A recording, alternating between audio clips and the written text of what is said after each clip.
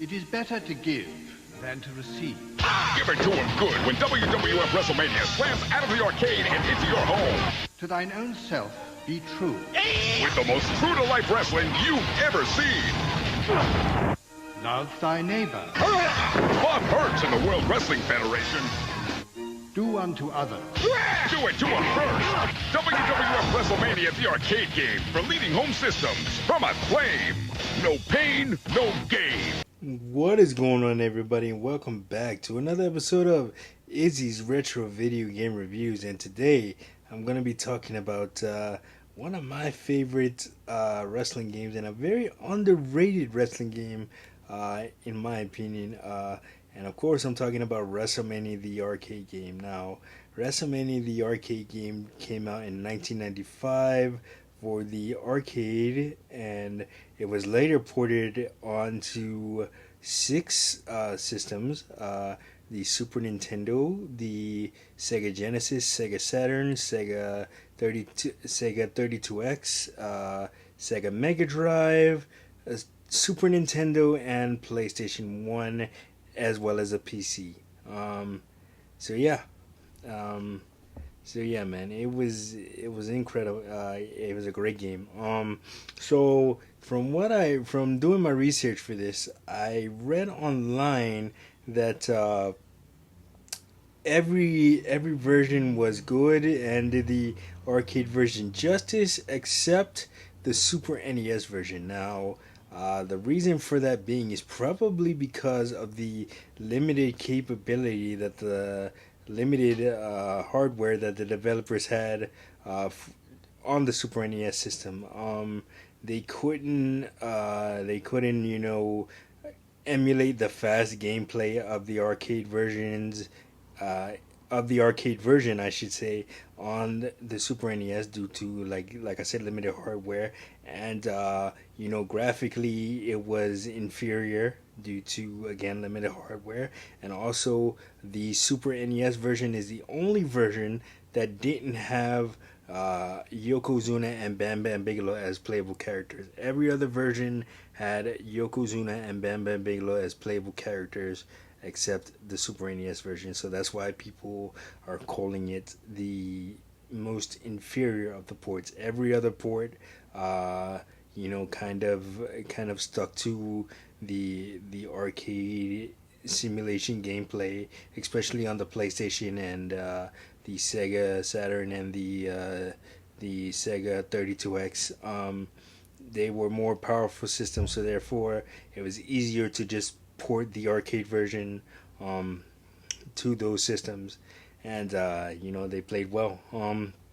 I remember getting it for Super Nintendo, and all my friends had it for PlayStation. I hadn't gotten a PlayStation yet, and they were saying, "Oh man, have you played with Yokozuna and Bam Bam Bigelow?" And I'm like, "Wait, they're not in there?" And they're like, "Yes, they are." And I'm like, "No, they aren't." And I'm like, and then I go home and I frantically search for Yokozuna and Bam Bam Bigelow, and I beat the championship mode. There's the Intercontinental Championship and the WWE Championship, and you get to play a series of matches against all the characters in there, and what do you call it? And I just couldn't unlock them. So I'm thinking, well, I have the same game that you do, but you have it for a different system.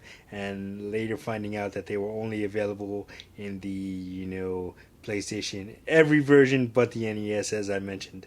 So I had to wait a little bit until I got it for PlayStation 1, and then I was able to play again as Yokozuna and Bam Bam Bigelow, man. And it's a very, very it's one of those games where it's very easy to pick up and play, but very difficult to master. I mean, mastering the combo system, and especially when you're in like a 3-on-1 situation, when you're going for the World Wrestling Federation Championship, you have to do several 3-on-1 matches, and in order to win the match, you have to knock out all all three characters on the opposing team, not only one time but twice. So that can be extremely difficult if you don't know the combos and you don't know the buttons and you just go in there button mashing. It can be extremely difficult to play, but it is, like I said, extremely fun. And I had a crap ton. I had a shit ton of fun, I should say, playing it, man. Uh, so yeah. And other characters in the game include, everybody that was high in, 1995 and 96. Razor Ramon, Lex Luger, Shawn Michaels, Bret Hart, Yoko, and Bam Bam, as I mentioned. Lex Luger was in there.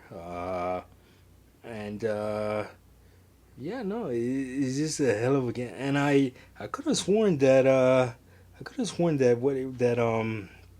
that different ports had different exclusive characters, but I didn't read that online. Maybe I'm thinking of a different game. I know the Royal Rumble did. Like when you play the Royal Rumble on Super Nintendo and the Sega Genesis, you would get different characters. I believe Hulk Hogan was in the Sega Genesis version, and IRS was too, along with several other characters that weren't in the Super Nintendo version.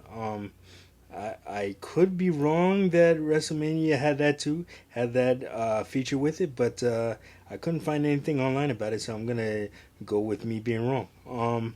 Anyway, no, a hell of a time, hell of a game to play, man. It was definitely inspired by the other arcade games at the time that that were developed by Midway, which developed NBA Jam and Mortal Kombat. NBA Jam Tournament Edition had came out maybe the year before, and Mortal Kombat 2 had came out the year before, also in '94. So definitely a lot of influence there, and a lot of people that worked on those games also worked on WrestleMania, the arcade game. So you can definitely see the influences with the special moves, and the like the little hearts that would come out of Bret Hart, and the little USA flags that would come out of Lex Luger, and the weapons that each character had to use if you hit a certain button.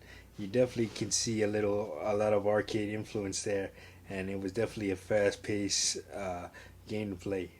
It was more of a fighting game than a simulated wrestling game, which made it real fun. So yeah, man, WrestleMania arcade game. I remember I still have my PlayStation 1 copy on my shelf. I think I might fire it up this weekend and play it, man, just to relive some nostalgia. And I have my Super Nintendo copy in the basement in my Super Nintendo Creative Games also. So definitely, probably won't fire up the Super NES version, but I definitely will fire up the PlayStation version, which is in many people's eyes the most superior version of all the ports. Yeah, no. So I definitely liked it. One of my favorite beat 'em ups and arcade style games, man. Not to be taken seriously at all, but also, like I said, very fun to play, and it's fun reliving all these memories, man. Because like I'm a huge gamer, as you guys can tell. So every week that I get to do this, and you guys are giving me like great reception on these episodes, it just means a lot. So yeah. Thank you for tuning into this episode of Izzy's Retro Video Game Reviews. Like, subscribe, and share. Don't forget to hit that notification button so you don't miss a video. And I will see you guys in the next one. Peace.